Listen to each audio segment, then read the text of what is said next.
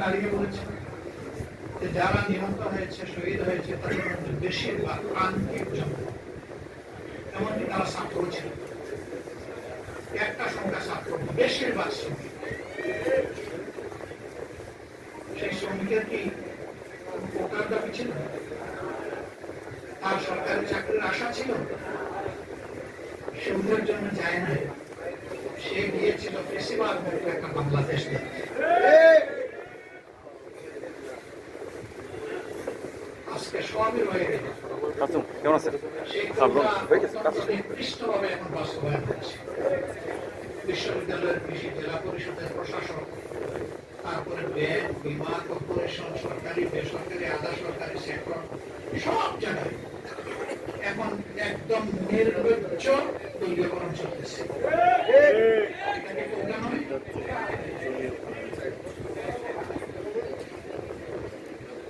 এখানে যোগ্য লোকদেরকে, দেশপ্রেমিক লোকদেরকে সরিয়ে দেওয়া হচ্ছে,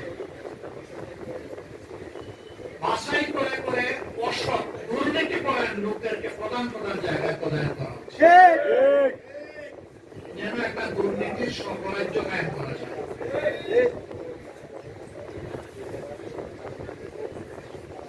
আমরা আজকে কি জবাব দেব এই শহীদ পরিবারের সদস্যদের কাছে? কি জবাব দেব জুলাই যোদ্ধাদের কাছে? এই আকাঙ্ক্ষা নিয়ে তারা যুদ্ধ করেছিলেন, তাদের সন্তানরা জীবন দিয়েছিলেন। আমাদের কি জবাব? চিঠি রেখে খালি হাতে যুদ্ধ গিয়ে জীবন দেওয়া আনাসের মা বাবার কাছে আমাদের জবাব কি? জাবের ইব্রাহিমের মা বাবার কাছে জবাব কি? রিয়াকুবের মা বাবার কাছে আমাদের জবাব কি? শান্তর মা বাবার কাছে আমাদের জবাব কি? আবু সাইদের সেই নিরীহ পরিবারের সদস্যদের কাছে আমাদের জবাব কি? মুগ্ধর পিতা এখানে আছেন, তার পরিবারের কাছে আমাদের জবাব।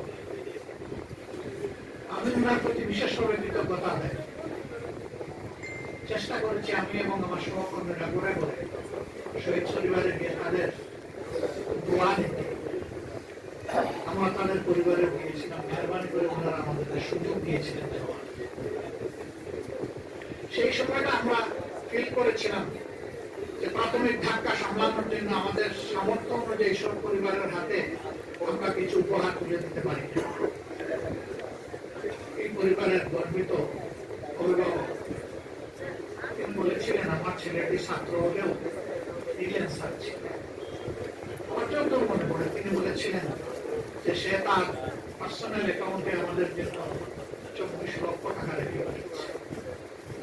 এই টাকা আমাদের ফ্যামিলি চলছে। আপনারা এসেছেন, বলেছেন, আমরা খুশি, আমাদের লাগবে না। সবচেয়ে গরিব পরিবার থেকে এখানে গিয়ে এখানে যারা জীবন দিয়েছে, যাদের সন্তান চলে গিয়েছে, সেদিন তাদের প্রতি আমার রেসপেক্টের মাত্রা অন্য উচ্চতায় চলেছে। আমি বলেছিলাম তার নামে ভালো কিছু করে বলছে, ওইটাও তো সে রেখে গেছে।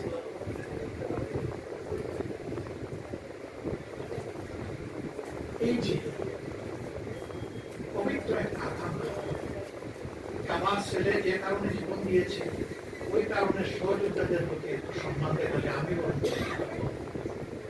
মানসিক প্রশান্তি পাবো। এই পিতার মানসিকতাটা যদি আমাদের শাসক গোষ্ঠীর মনে আসে, তাহলে তারা তাদের দায়িত্ব পালনে এইরকম অবহেলা দেখাতে না। আমাদের এই সহযোদ্ধারা কি শুধু এই জন্যই জীবন দিল, যুদ্ধ করলো, পঙ্গু হলো, একদলকে তারাই আরেকদলকে আমরা বসে, বরঞ্চ তারা সিস্টেমের পরিবর্তন চেয়েছে। একটা আমূল পরিবর্তন আসুক। সেই সরকারের আমাদের শিক্ষামন্ত্রী ছিল সবচেয়ে খারাপ, মনোরম গ্যাস করে সেখানে টর্চার চালু, এমনকি মেয়েদের মনে করছে। সেই অবস্থা থেকে আল্লাহ তাআলা আমাদেরকে নাজাত দিলেন। এখন মনে হচ্ছে আবার আমরা সেই একই অন্ধকার গলিতে ঢুকে যাচ্ছি। বাংলাদেশ জামাতে ইসলামী কি করবে? জামাতে ইসলামীকে সেই অন্ধকার গলিপথে রাখবে? ইনশাআল্লাহ না। আপনাদেরকে কথা দিচ্ছি, এই জুলাই বিপ্লব হওয়ার পর থেকে যতগুলা কথা বলেছি এই ব্যাপারে, ইনশাআল্লাহ আল্লাহ আমাদেরকে বাঁচিয়ে রাখতে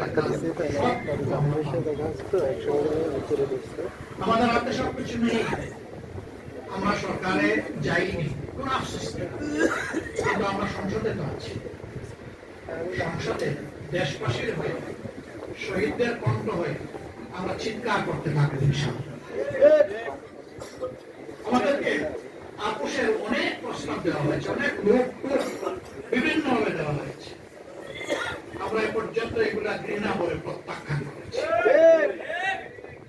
আমরা বলেছি গণভোট আপনারা চাইলেন, আমরা চাইলাম, এখন আপনারা মানেন না, আমরা কিন্তু আমাদের জায়গায় আছি, আমরা এখান থেকে সরতে পারবো না, জনগণের সাথে আমরা বেইমানি করতে পারবো, আমরা করবো না। আপনারা দোয়া করবেন আমাদের ওয়াকার উপর আমরা